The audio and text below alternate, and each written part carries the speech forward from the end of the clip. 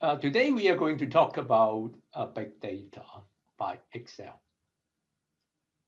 Nowadays, when the volume of data very large, Excel's worksheet may not be able to accommodate such a large file. There's an upper limit of about 1 million records to be uploaded in Excel worksheet. In case your data file is too big to be loaded by Excel, here today I will show you how to make use of a new command, data function. And here, open a blank Excel worksheet, click data, and you will find a new command, get data from file. So either from workbook or from a CSV. Let's try a CSV file this time. And here is an Airbnb New Zealand data, which is very big. So instead of immediately loading all the record into an Excel worksheet, get data, try to put it temporarily in area, and then you can choose which part of the data you